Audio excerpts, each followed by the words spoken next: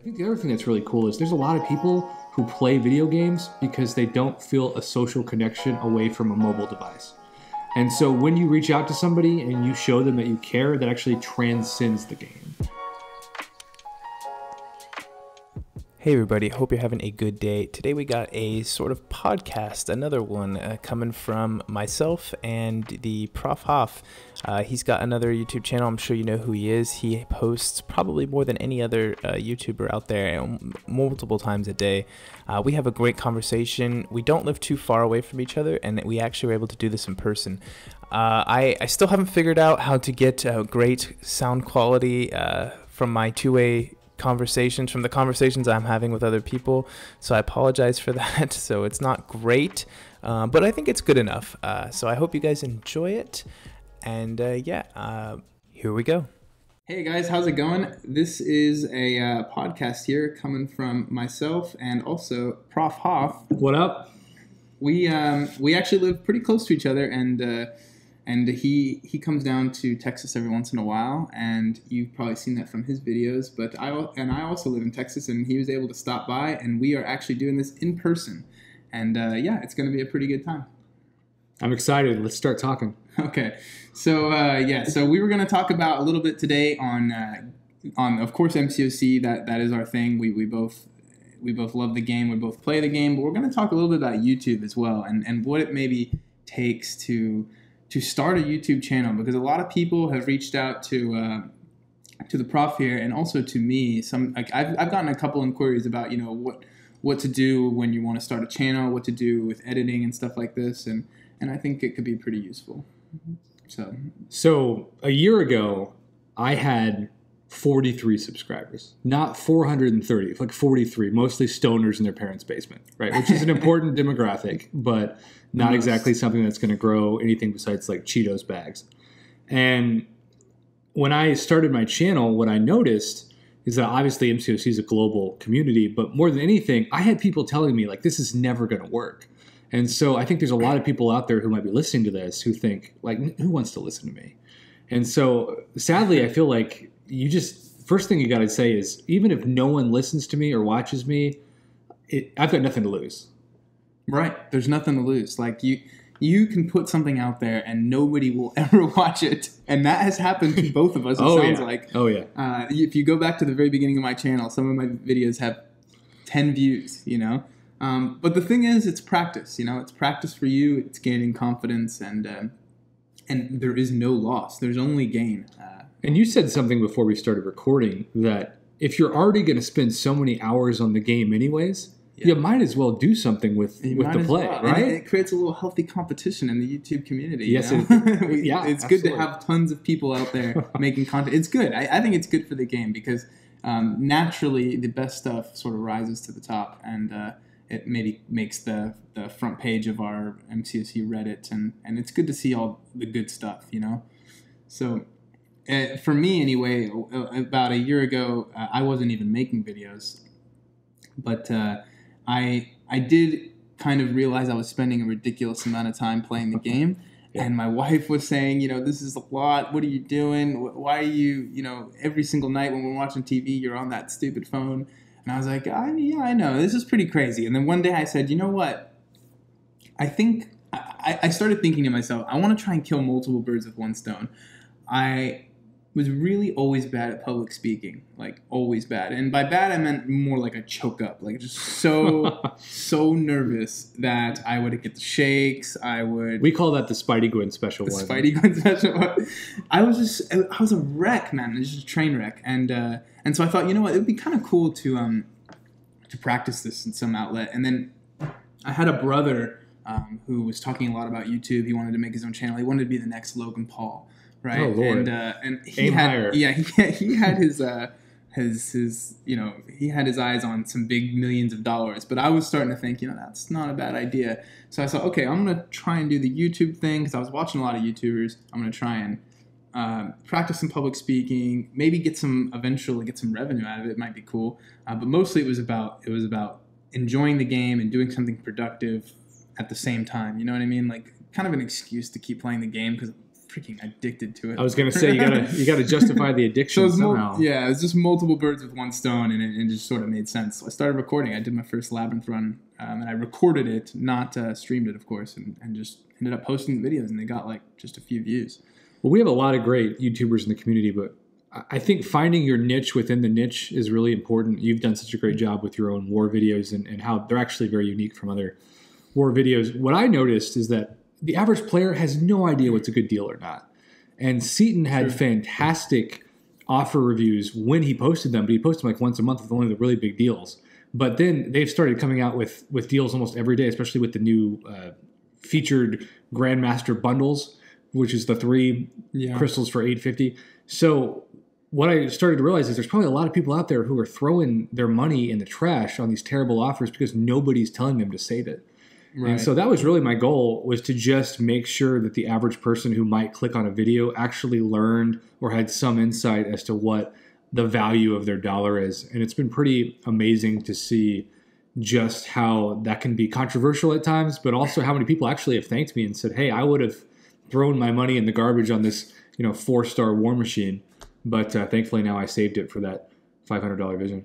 Yeah, I think you definitely found your niche, and sort of everyone can kind of know if something happens in the MCOC community, if something goes down, they know you're going to react to it almost immediately. I'm going to react to it immediately, and I'm going to give you my 100% unfiltered response, which is why they're going to see me in October at New York Comic Con, and they're going to like close up shop. I can just imagine. I'm just going to put a GoPro on my head, and just it's going to be like an Oklahoma tornado came through there. I don't know, but hopefully they'll talk to me. I'm going to cross my fingers. Oh, they will. They will. They sound like good people. I think so. I mean, they're Canadian, right? Canadians are nice. Yeah, they are nice. So basically, what we want to get to at some point is what are like the tips that you'd give to someone if you're just about to start? Like, what are the big watch outs? What do you think people should really think about? If you don't ask your grandparents or parents or someone for the basics of technology and you put out junk audio, that's really going to be a problem. We actually have learned, we're recording this on a Mac and we both use Macs. And when I started, everybody I talked to had PCs. And even though PCs are cheaper, you don't need the Elgato system to stream or record videos. All you need is QuickTime Player, which comes free on a Mac, and you get a Mac pretty cheap refurbished. And so I think that's something that I would have liked to know. The other thing that's really important to know is, like, when you record a video, I didn't stream for the first 9 months that I had a channel. So it was 9 months of practice. And if you're doing a video and you mess up, you can just record a new version. Right. So that's my advice too, is because there's a lot of people who just stream, and that's live mistakes, live practice. That's a good point. I'll take the devil's advocate position on this. All right, let's do it. Because I hate re-recording. I hate it. That's fair. To me, it's like the sinking feeling where it's like I messed up and I'm awkward. I'm in my own head. I think maybe if you're the type of person that likes to practice, I'm just a perfectionist. And likes to perfect it, get it right, then that can be a huge advantage to doing the recording. But see, for me, I'll say right in my war video, like, oh man, I just totally misspoke. Sorry about that, but I'm definitely not re-recording. And I'll just say that, and because I can't do it. I've tried it a few times, and I've actually had to just cancel videos. Wow. Because I deleted the first version, and then I just couldn't get it better than the first version. Okay, so that's also my advice, though, is putting out something that you think is trash might be someone's treasure. And if you suck at a video and people really look up to you, they'll be like, oh, well, hey, he's human. So we live in a generation where people actually identify more with vulnerability and mistakes than perfection. So I would recommend you not delete videos that might inspire somebody. That's a good point. Yeah, that's a good point. So what else? What do we have? What's it? Oh, how is it having your channel? How has it been growing from, what'd you say, 43? Yeah, so 43. So, but even in January, it had like 900. So from January to August at the time of recording this, I've grown from about 900 subs to almost 16,000. Which blows my mind. I think the craziest thing for me is I get lots of messages on the Line app from people in countries that I could not point to thanks to my American education on a map. And they're like, hey, my buddies and I love you from Brazil, right? Like we love you from Argentina, from Japan. And so the global outreach of some random professor from Oklahoma has been really inspiring. But I think the other thing that's really cool is there's a lot of people who play video games because they don't feel a social connection away from a mobile device. And so when you reach out to somebody and you show them that you care, that actually transcends the game. And so it's really neat that you can use something, because depression rates are skyrocketing among mobile users because people they don't get sunlight and they feel isolated. It's very isolating. You need that sunlight. And so, I feel like when I stream, it's more like a club of people that actually get to interact with people that they've never even met. And so that gives them something to look forward to doing, and that keeps them from being as depressed as they would be. So I've also learned that, like, when done correctly, a YouTube channel can foster community, which helps people's own mental health.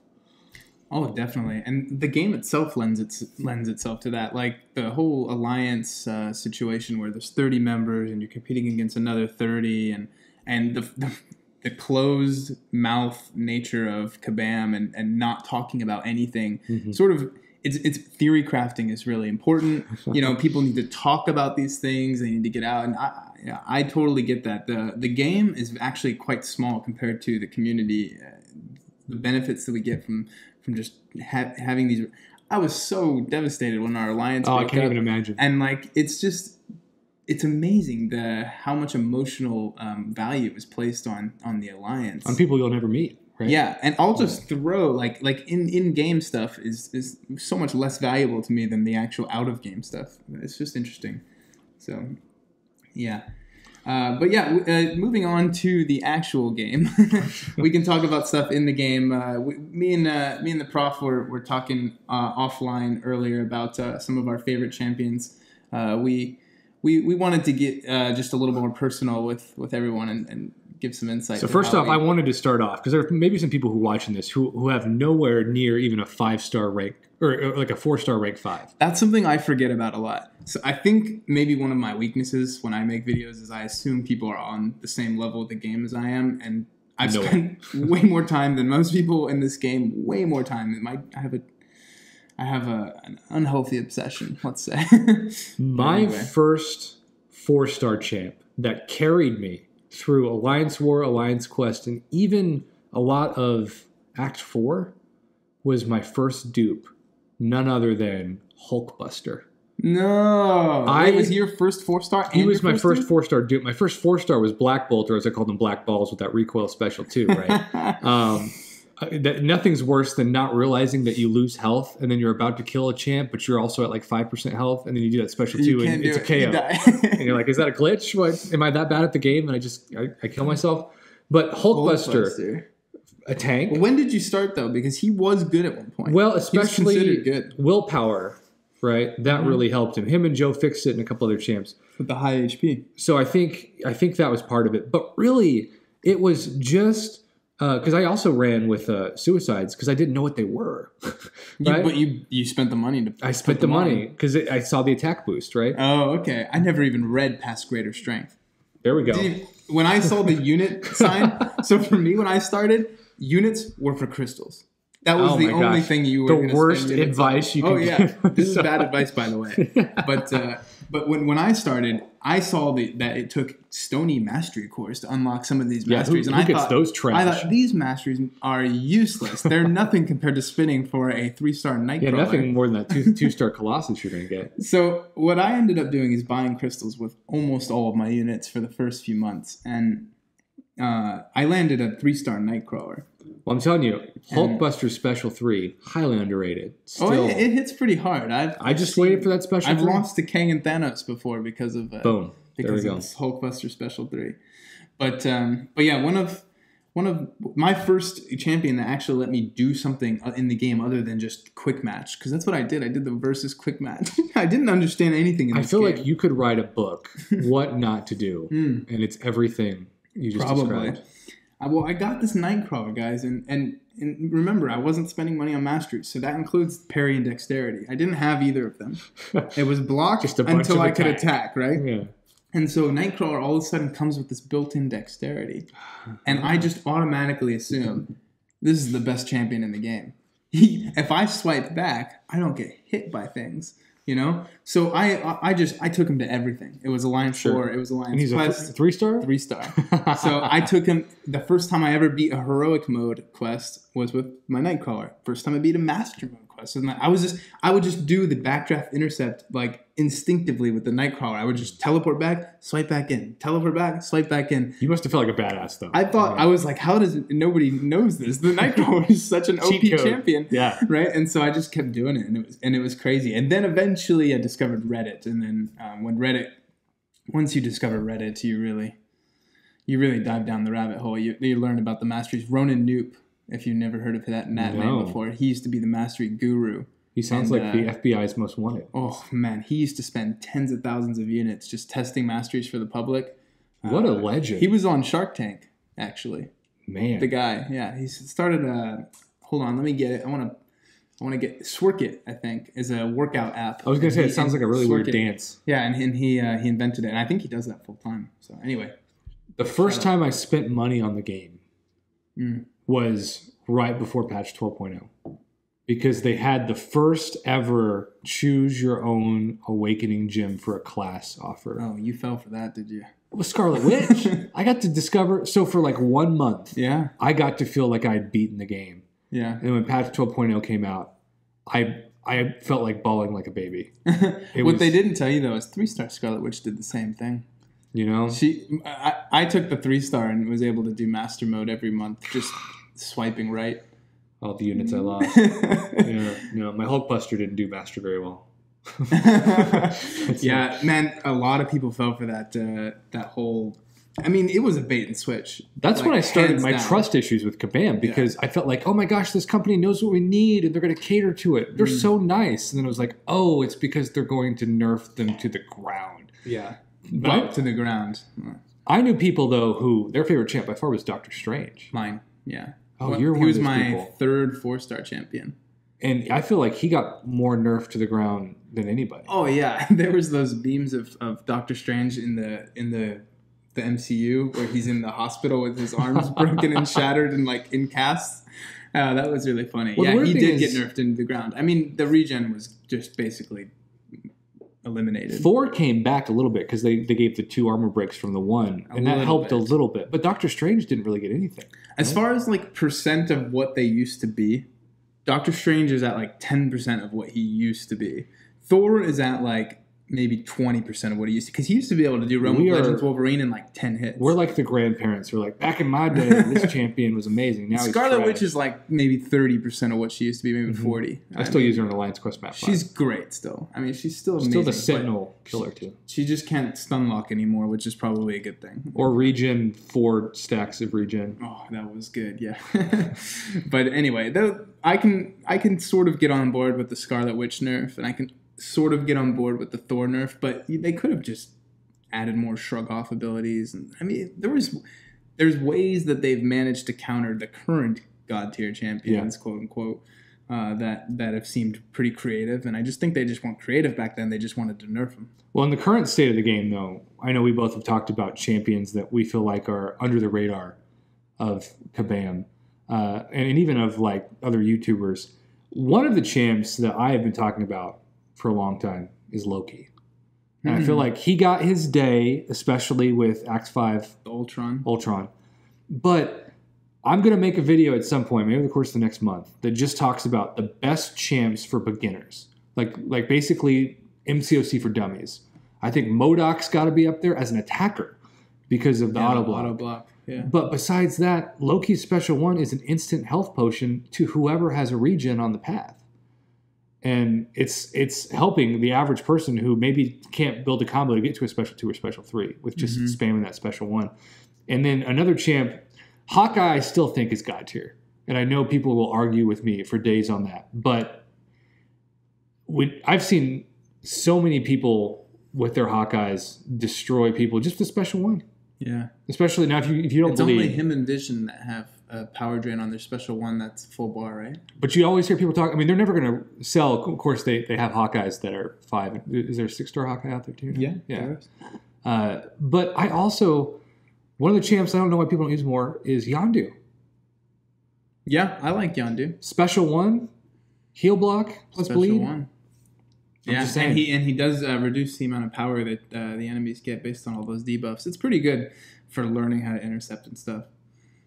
I'd throw Old Man Logan in there. Old balls. Balls Logan, as you always say. Needs a new prostate. Yeah. But I think, man, he is so way underrated. The people just never really appreciated that regen. With Sabretooth, especially, I can see it. With Sabretooth, it's crazy. Yeah. I'll go from 20% to in an arena. Is he going to be one of your 565s? Oh, if he had prestige, he definitely would be. Man. But his prestige. See, I don't. People might think that I just like 565, like random champion. Sentry's the number 3 prestige champion in the game. I'm not just sitting here not giving up on the game. Like I know Alliance Quest is coming back and prestige is going to be important, and I'm going to be one of the top prestige players in the game. Ahead of the curve, ladies and gentlemen. Ahead of the curve. That's my plan eventually. But yeah, I think Old Man Logan's super underrated for a person who gets him as a starter. I think he's pretty good. He'll take you pretty far. And I really like Moon Knight. Moon Knight is the champ. He's simple. Yeah. I still hate fighting the most. I don't know why. The random evade wrecks me. Well, it's not random. I mean, to me it is. It's connected. I don't know. People might not know this. It's connected to the actual moon phases. You can Google what phase of the moon it is, and you will know what Moon Knight. Someone from Kabam programmed him based off of the moon calendar, and yet they can't give compensation for 2 months. I don't know, man. He's actually in sync with the moon. It's crazy. Yeah. Wow. So the new moon, like I guarantee you, if you saw Moon Knight evade, go out at night. The moon's not there. It's the new moon. And the same thing with the full moon. My life has been changed forever with this information. Wow. Yeah, he's great though. I thought he was a great starter. I totally agree with you with Hawkeye. I'm trying to think of who else. There's a lot of newer champions that would be great starters. Like for example, Corvus would just be amazing for a person to grab as a 4-star. I will say part of the reason why I love Quake so much is because when I learned how to time parries and just do heavies, it was the first champ that I could confidently not worry about getting hit before I KO'd. And that's such an amazing feeling to have when you're used to just trying to survive. Quake is I don't know about you. I think I know about you, but the best champion in the game, not only my favorite champion, but I think she is the best, is Quake. Hot take. So I'm not going to argue with you there. Yeah, I think we agree right there. She shakes up the contest in so many ways. Quake and bake. Quake and bake. She's so good. Look, True Strike definitely is her Achilles heel.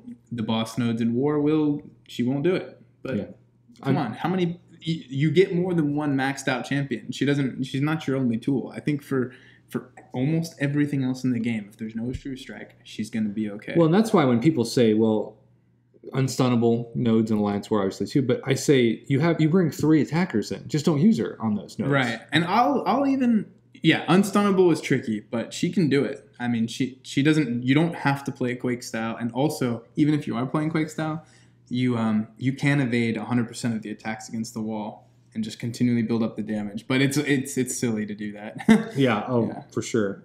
So yeah, I think if you got Quake as your first champion, you definitely are in. You're probably going to be one of those people that either quits early or gets hooked, because you're going to learn how to play her, and you're going to be your progress is going to shoot up, or you're going to give up, because she does have a different sort of play style, and there's a little bit of a learning curve. Yeah, I'd say. So anyway, we're okay. Yeah, so. Me and the prof were talking before we started recording and everything about some of our gripes with the current state of the game. We're trying to keep this constructive, because this isn't just a negative Nancy session that doesn't have, because the last part of this video is going to be some solutions. Oh yeah, definitely. But I teach public relations, and I feel like Kabam must intentionally hire people that have no public relations background whatsoever. Because the condescension in the messages that they respond to, or even just, I've seen plenty of people who've messaged me and said, look, this is my message. It's a really articulated message. It's well thought out. There's nothing offensive about it. It's extremely well worded, and it just instantly gets deleted from the forums. Yeah, the deletion rate's high. I don't understand why people, why I have to sit here on Reddit and say, here's a link to my post, because they're going to delete it any second. It's like, Guys, why are you deleting so many If I was in Kabam's shoes, you could have an automated message that said, "Thank you so much for taking the time to write this up. We want you to know your feedback's important to us, and we're going to discuss this as a community." Even if that's not true, right? That's still a better response than delete. But those are the canned responses you get from their support team if you privately message them. But what actually you're saying the PR is one of the main issues? PR is one of the main issues because it makes people feel like the company doesn't care about them. And that their concerns are not valid. And we've seen at the time of recording this recently, Kabam Mike's stance that just vaguely says that some people had issues in the summer months with overheating, but that's such an understatement regarding the severity of the issue of the damage to people's phones, of the lack of time that people lost because they couldn't play it. Yeah. When you just give a sweeping generalization that says we realized some people had some login issues, it's much more than that, you know? It feels like a middle finger, though, because it feels like a company that should be caring about you basically views you as expendable. And my biggest gripe with this is that so many good players get burnt out. And part of that is I feel like at the very top, and you're certainly at the top of Alliance War, and I'm not. But there's so much pressure to compete that the last thing you want is to have the company that is creating the game that you're doing as your second job, or in some cases first job, to have it not work. Yeah. And so I always say, because everybody talks about compensation, it's more than compensation, it's communication. Yeah, I mean, I think a lot of us would be just satisfied with communication. I mean, if they could just at least tell us honestly why they can't solve some of these problems. You know, it's like when you're working with someone at your normal job, you know, and, you know, you've got a job to do, they've got a job to do. If someone's not doing their job, which Kabam often doesn't do their job of just keeping the game running. Yeah. You want to know why. Explain to me why. What were you doing? What path of decisions led you? We were taking away the revive, and yeah, it's just like like how did you dedicate all those resources on that one little? It's just interesting that that they keep all that behind closed doors, and maybe we could help. You know, we helped. The community helped with the beta to try and fix the heating phone issue. Well, some people helped. I didn't sign help their pocketbooks, right? I'm sorry, but I didn't want to be a guinea pig. I didn't want to risk my phone. Yeah. I find it frustrating, though. 3 years ago when I started playing this game, and I think we started playing around the same time, when the game went down, compensation wasn't a guarantee. But even if it went down for 5 minutes, you get an in-game box message that would just say, "Sorry for the issues, you know, we value you." And just that one message, I read that and was like, "Hey, thanks, company. I appreciate that you know that I could spend my time playing anything else." Now, they almost never send that. They know we're all addicted. There's a tell, though, because I saw on Reddit earlier today, someone said, thinking about getting into this game, what should I know before I start? Because I want to make sure, you know, I get a good start to this game. Maybe they would have liked to listen to a podcast like this, right? Yeah. But everybody unanimously responded, don't start playing this game. No way. Yeah, I mean, this is like a community that's actively committing suicide. It's like, I mean, we are telling people not to play the game. That's not what to you even tell start somebody playing. Who asks how much cocaine is. Yeah. Just don't do that. Yeah. Don't buy that. Don't waste your money on that. But yeah, it's interesting. And wow. I don't know. It's not good no. at all. But I don't know. For me, I know that I can get around the bugs. I can get around the poor communication even, because I can always, in my head, I can always just say, look, if I ever really want to, I'll just stop playing. I will. I mean, if it really becomes that big of an issue I feel like those people that commented to the person that did not start, though, like they're telling themselves that, but they're also the person who grinds in the arena like 8 hours a day. I grind a lot. But basically the fact that I'm willing to give my time to grind a lot tells me that it doesn't bother me that much when I don't get compensated. I like it. I wish we could. I'd love to have some, but but whatever. It obviously doesn't bother me as much as it. But your number one issue is balance. Yeah. For me, the balance in this game is just awful. I mean, the only other game I've ever played competitively was Dota, and I've said this a lot on streams, my own streams, other people's streams, that the people who make Dota. There was a guy named Ice Frog. He invented this game basically. And he would put out updates like weekly, and there would be a new map. And every time there was a new map, The map is the game, basically. It was a mod off of Warcraft. But there would be a list, 2 pages long, of little tweaks. Increased Lena's special 1. I think they weren't called specials, but there was a list of special 1 damage by 0.2%. Just tiny little adjustments. Increase the movement speed of anti-mage by 0.1. And they would just tweak the game until they would notice that it was balanced or not. They'd say this was a huge map. Imagine like the Fortnite map. They'd put one in the changelog, added a tree in the northwest corner off of this one building. No, that's transparency. Added one tree, Okay, let's find that tree, see what it does. And people would actually experiment. Oh, does the shade on this tree now give me a new look? The amount of communication from that team was great, considering just the changelog.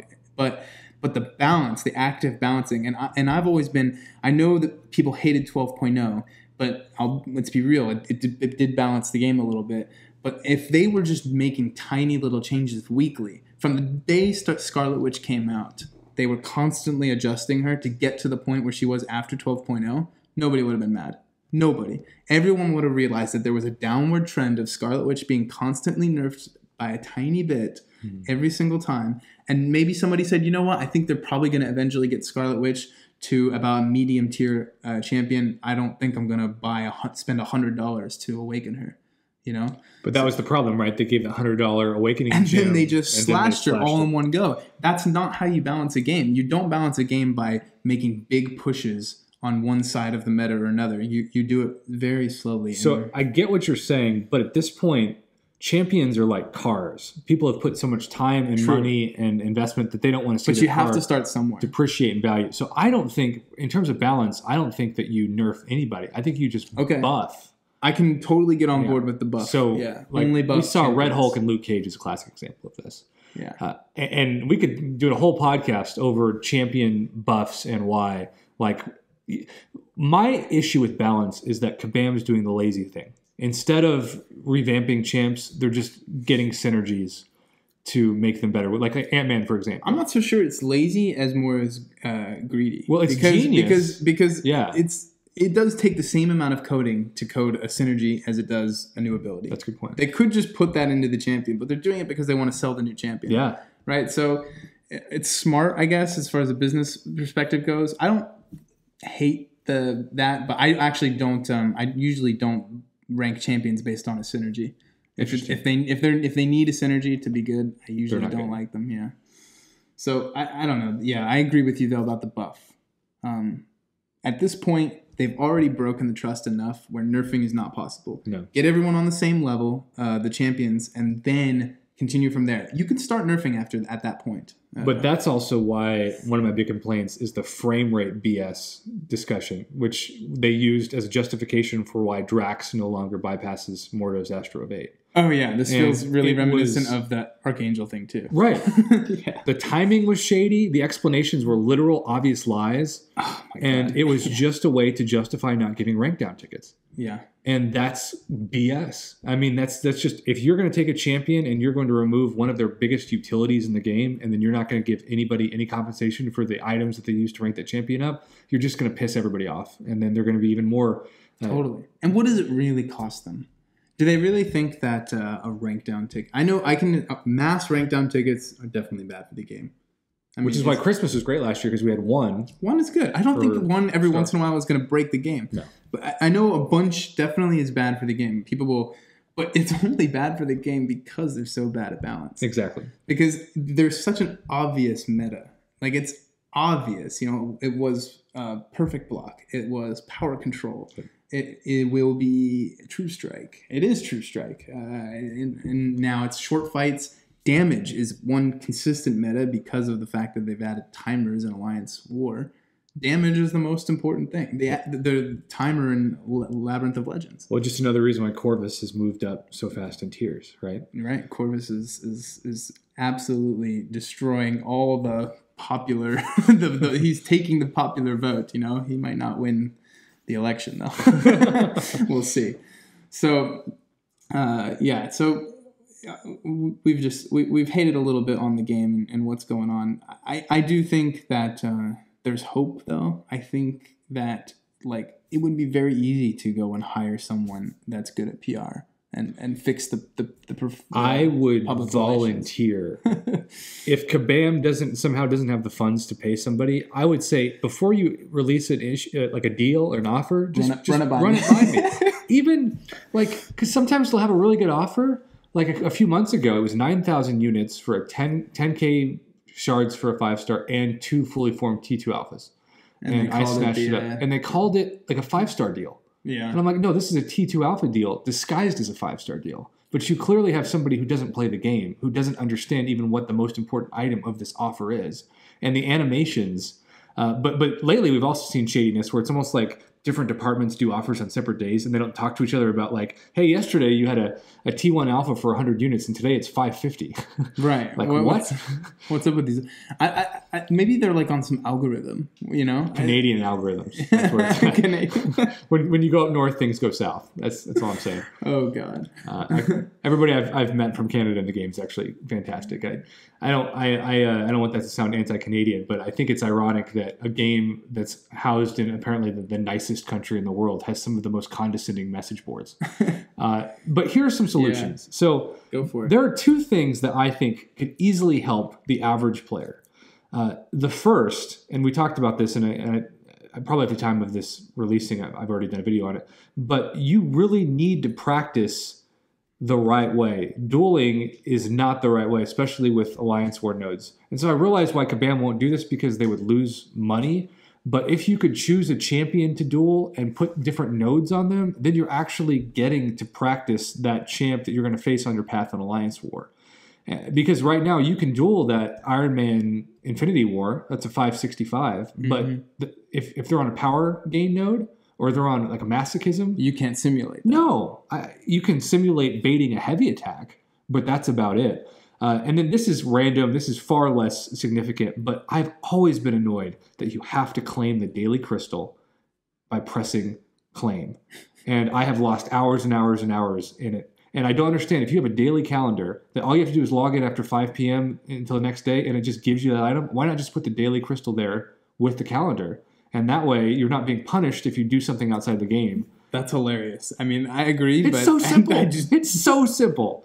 I've never thought about it. I think every 30 days, I probably get 25 daily crystals. I lose 5 days worth just based off the hours that I forget to claim the crystal. Right. And now when you become uncollected, those crystals are actually decent. You know when the crystal shows up at like noon that you've done something wrong, right? You're like, oh shoot, I must have missed it, because usually it's right when I wake up. And that's how you also know you're addicted, because you're like, I feel like a failure. I didn't claim my daily crystal for 5 hours. Now I only have 567 instead of 568. Oh man, I'm so at least thankful that they give you the ability to hoard those crystals still, because that's. Oh my God, what would we do if they didn't? I mean, I have just 10. I have over 11,000 crystals. I don't even know what most of them are. Man. They're like mostly the quest ones, the purple ones.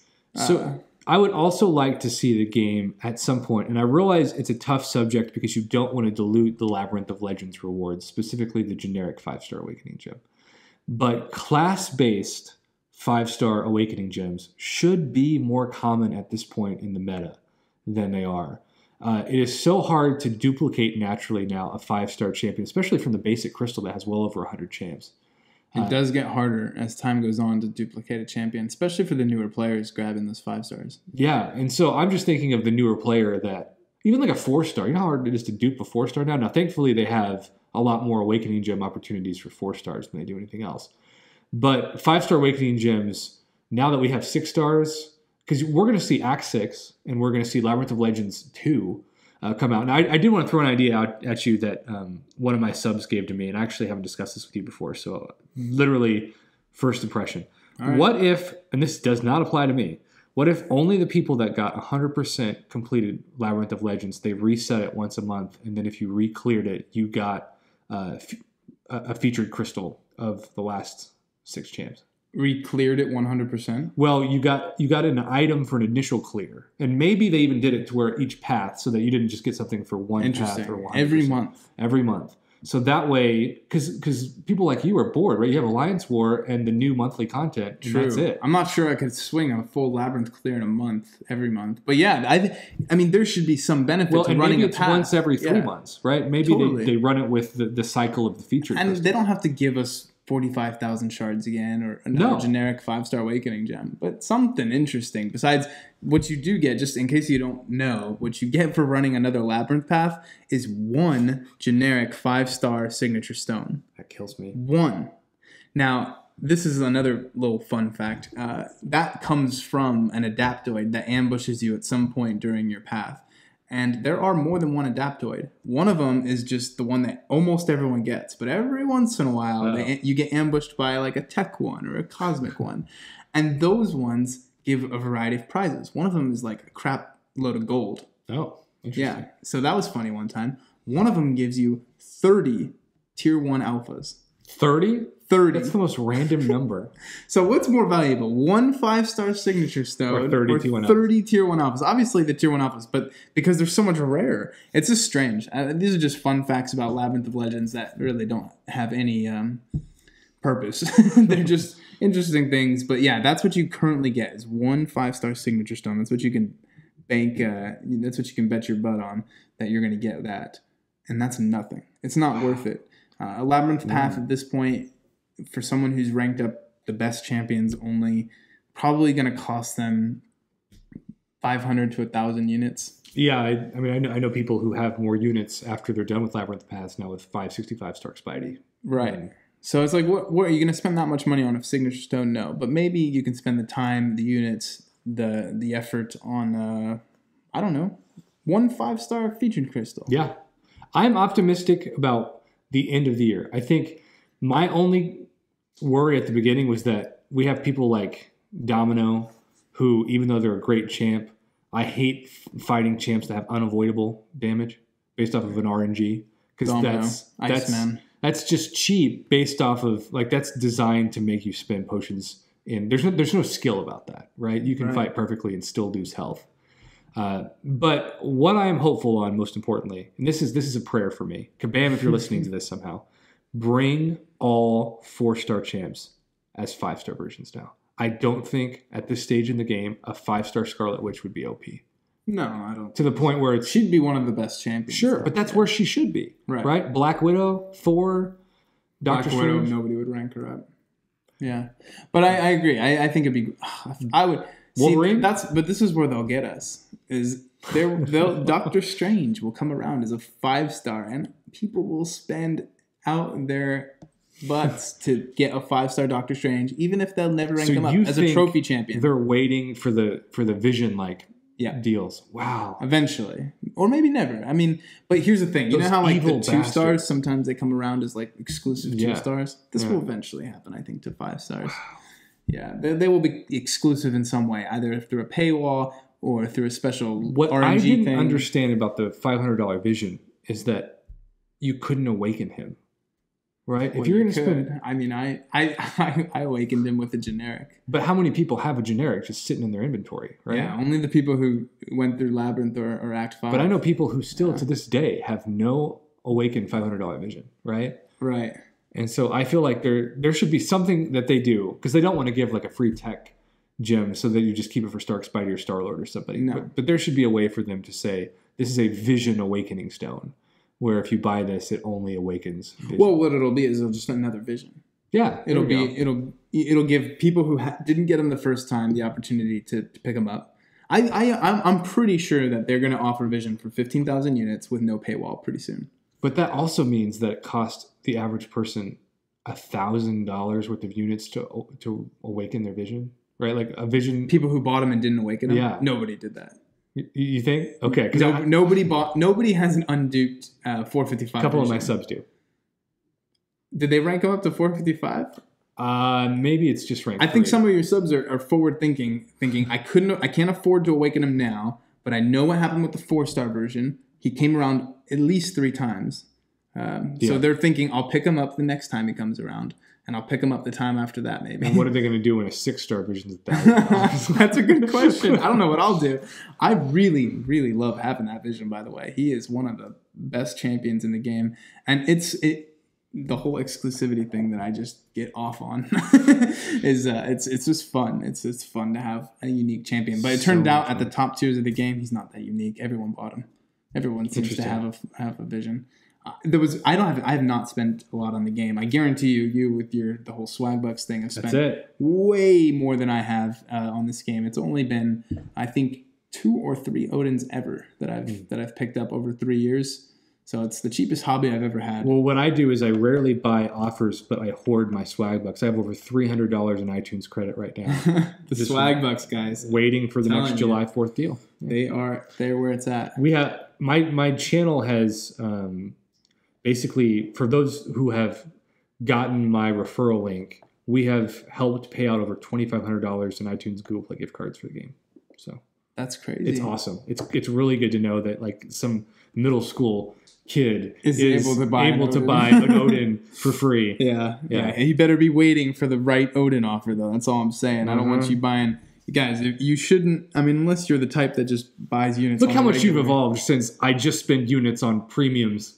Oh my God, I know. Can you believe it? No. I am a hoarder. I have a goal to always stay above 20,000 units. I had to dip below it because the offers, those unit offers came around and they were crazy recently with the featured 5-star crystal and the tier 2 alphas included. Yep. Oh my God, I couldn't stay away. So I had to get all those. But so these are the July 4th? Yeah. So and then there was one before it, remember? You didn't get the cash. You just got the units. Just the units. Wow. I didn't spend a dime on July 4th, but I got all the offers. I maxed out Swagbucks credit to get the fully formed T5 basic. Right. Yeah, that's great. I wish I could have. There's no way I was spending $300 for a. Didn't spend a penny. Yeah. You went ahead with the swag bucks. There's a guy, I know another guy besides the prof here who uses swag bucks or something like it. I think he uses some other perk is what he calls it. But I've never been able to figure out how to actually get real money from it. You have to you have to watch a lot of videos. You do. Yeah, it's definitely a full-time hobby. So anyway, at least I didn't really get a chance to say, what I think Kabam should do moving forward. And I think at least if I were me, I totally agree with Prof here. The communication definitely needs to change.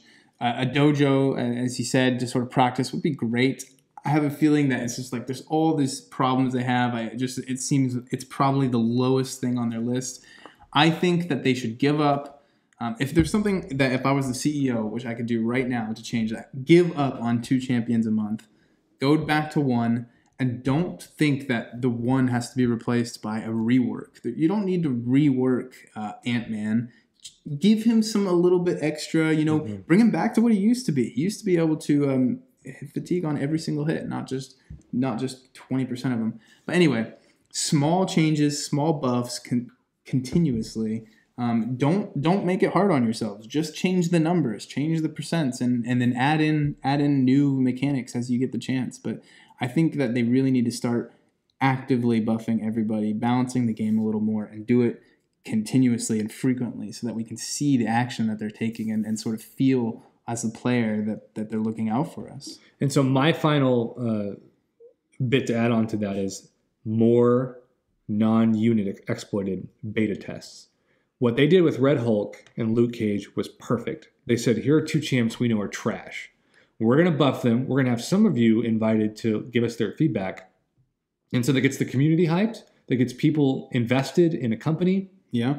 And it allows them to say when someone's been rebuffed, hey, we did this with your insight and your expertise. That also tells the players, we don't think that we're above you when it comes to understanding the lack of value in champs. Because another problem Kabam has is they act with condescension as though they're somehow above what the average player wants or needs.